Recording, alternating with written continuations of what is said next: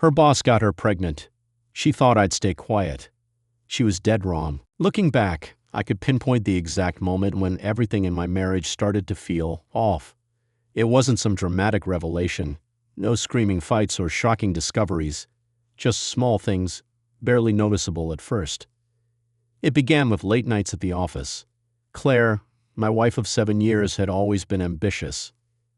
As an executive assistant to a high-ranking CEO, she had long hours, tight deadlines, and constant demands.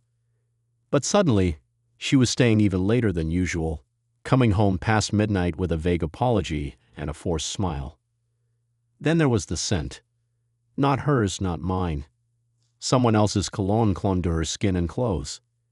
It was subtle, just a trace, but once I noticed it, I couldn't unnotice it. It followed her home like a shadow. And the messages. Too many for just work. Claire had always been glued to her phone, but now she tilted the screen away when I was near, her fingers flying over the keyboard at all hours. I told myself it was nothing. Just work. Just stress. Just my imagination. But the gut feeling wouldn't go away. I tried to bury it, convinced myself I was overreacting. After all, Claire and I had built a life together, a beautiful home, vacations we had yet to take, dreams we hadn't fulfilled. We had plans to start a family when the timing was right. We were solid, weren't we? I wanted to believe that so badly. Then came the night that shattered everything. It was Claire's idea to attend the dinner party, though she brought it up as an afterthought. "Ethan, you should come," she said casually one evening, her eyes on her phone. "My boss, Jason, is hosting. He wants to meet the spouses." Something in her tone felt off, but I ignored it. That night, as we got ready, I watched her in the mirror. She applied her makeup with careful precision, her lips pressed together in quiet concentration. She looked stunning, elegant, poised. I told her as much, but when she smiled, it didn't reach her eyes. At the party, Jason greeted us with an easy, self-assured grin. He was taller than I expected, exuding the kind of charm that made people lean in when he spoke. "Ethan, right?" He clapped a firm hand on my shoulder, his grip just a little too tight. "Glad you could make it." He kept Claire by his side all night, introducing her like she was the guest of honor. The way his hand lingered on the small of her back, the way they exchanged glances, the way she laughed a little too easily at his jokes. It was enough to make my stomach twist. Then came the toast. Jason raised his glass, smiling directly at us. "Congratulations, by the way," he said, his voice smooth, confident. "You two have a lot to celebrate." Claire went rigid beside me. I frowned. Celebrate what? Jason smirked, that same arrogant grin stretching across his face. He leaned in just slightly, raising his glass higher. "Congratulations on becoming a dad." Silence. The words hit me like a sledgehammer. My chest tightened, my vision narrowed. I turned to Claire, desperate for some kind of denial, some explanation. She didn't give me one. Instead, she took a slow, deliberate breath and met my eyes with something that looked almost like defiance. "Yes," she said simply. "And you wouldn't even think about divorcing me, because we live in a no-fault state. So what's the point?" The world around me faded into a dull hum. I couldn't hear the clinking of glasses, the murmur of conversation, just the deafening roar in my ears. Claire stared at me, waiting for my reaction, daring me. I didn't give her the satisfaction. I turned and walked away. I drove home in silence. Claire sat beside me, her hands folded neatly in her lap, her gaze fixed on the road ahead. The tension in the car was suffocating, pressing down on my chest like a weight I couldn't shake. I wanted to scream. I wanted to pull over and demand answers, demand the truth. But what was the point? She had already said it all. And the worst part, she didn't seem the least bit sorry. When we pulled into the driveway, she stepped out without a word, walking straight to the front door. I sat there for a moment, gripping the steering wheel until my knuckles turned white. Then finally, I followed her inside. The house felt different, colder, emptier, like the life we had built was nothing more than a carefully arranged set piece, a facade. Claire kicked off her heels and walked into the kitchen. She poured herself a glass of wine completely at ease, as if she hadn't just detonated our marriage in front of a room full of people. I leaned against the doorway, watching her. "So that's it?" I finally asked. "You're not even going to explain?" She sighed, setting down her glass. "Explain what, Ethan?" I let out a bitter laugh. "You're pregnant. And it's not mine." She didn't flinch. "I never said that," she replied smoothly. My stomach twisted. "Then is it?" Claire picked up her wine and took a slow sip.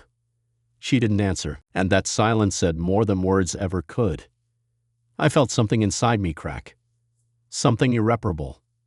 I had spent years loving this woman, believing in our life together. And now I wasn't even sure who she was.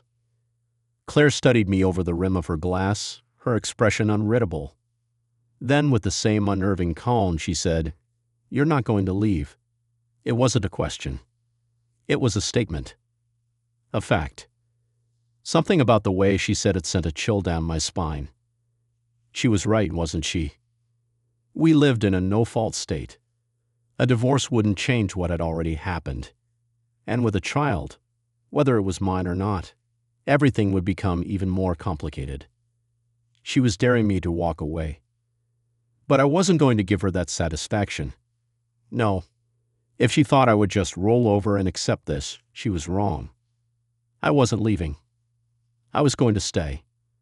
And I was going to find out the truth, even if it destroyed me. The days that followed were a blur. Claire acted as if nothing had changed, moving through our home with the same practiced ease, the same effortless grace. She still kissed my cheek when she left for work. Still cooked dinner, still curled up on the couch with a book at night. But I saw it now, the cracks in the illusion. The way she hesitated before answering certain questions. The way her phone never left her side. The way she turned away when she thought I was watching. I started digging. I went through her social media, her emails, her call logs. Nothing. She had covered her tracks well. But nobody is perfect. One night, while she was in the shower, I unlocked her phone and scrolled through her recent messages. There was one name that stood out. Nate Carter. I didn't recognize it. No last name, just Nate in her contacts. But the messages told me everything I needed to know. "Nate, I can't wait to see you again. Claire, soon. He's getting suspicious. Nate, you don't have to pretend with him anymore. Claire, just a little longer." My stomach dropped. This was real. It wasn't in my head. I took a screenshot, sent it to my own phone, then quickly deleted the message from her chat history. By the time she stepped out of the bathroom, wrapped in a towel, I was already back in bed, pretending to be asleep. I needed time. I needed to figure out my next move. But one thing was clear. My wife wasn't just lying to me. She was planning something. And I was running out of time to stop it. The storm outside raged, shaking the old house to its foundation. Rain pounded against the windows, and the wind howled through the cracks like a vengeful spirit. Inside, the tension between Claire and me had finally reached its peak. She stood in the dimly lit living room, her arms crossed over her chest, staring at me with an unreadable expression. The fireplace cast flickering shadows across her face, making her look both beautiful and terrifying. I gripped the envelope in my hand, the DNA test results. "Say it," I demanded, my voice low and raw. Claire didn't flinch. "Say what?" I threw the envelope onto the coffee table. "That I was right. That you've been lying to me this whole time." She glanced at it but didn't move to pick it up. Instead, she sighed and sank into the armchair, rubbing her temples like I was exhausting her. "Ethan, what do you want me to say?" "That I made a mistake." "Fine. I did. But does it really change anything?" "Are you even hearing yourself?" I snapped. "Of course it changes everything." She looked up at me, her gaze eerily calm. "Does it?" Something about the way she said it sent a shiver down my spine. You knew, I whispered. You knew it wasn't mine, and you were never going to tell me. Claire exhaled, shaking her head. Ethan, I didn't want to hurt you. I let out a bitter laugh, and yet here we are. The storm outside roared louder, a clap of thunder rattling the windows. For a long moment, we just stared at each other. Then finally, Claire spoke. So what now? And for the first time in weeks, I had an answer. I'm leaving. Hacking was easier than I expected. Maybe because I had already checked out emotionally. Maybe because deep down I had known this was inevitable. Claire watched from the doorway as I stuffed clothes into a duffel bag. She didn't try to stop me. Didn't cry. Didn't beg. Where will you go? She asked. I zipped up the bag and threw it over my shoulder. Does it matter? Her lips parted like she wanted to say something, maybe an apology, maybe another lie, but in the end she just nodded. I walked past her without another word. As I reached the front door, she spoke again, her voice softer this time. Ethan? I hesitated. You'll regret this, she murmured. I turned to face her. The woman I had loved, the woman I had trusted was gone. In her place stood a stranger. Maybe, I admitted, but at least I'll be free. And with that, I walked out into the storm. The sun was rising over the city as I sat on the balcony of my new apartment, sipping coffee and watching the world wake up. It had been 3 months since I left Claire. 3 months of untangling myself from the wreckage of our marriage, of relearning how to exist without her shadow looming over me. It wasn't easy. Some nights the loneliness hit me like a freight train. Some mornings I woke up expecting to hear her footsteps in the kitchen, only to be met with silence.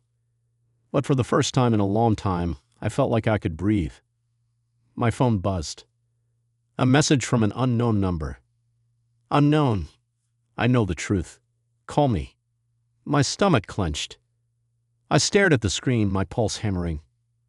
A part of me wanted to ignore it, to move on. But another part, maybe the same part that had refused to look away when I first suspected Claire was lying, knew I couldn't. With a deep breath, I picked up my phone and dialed. As the line rang, I realized something. This wasn't the end. It was just the beginning.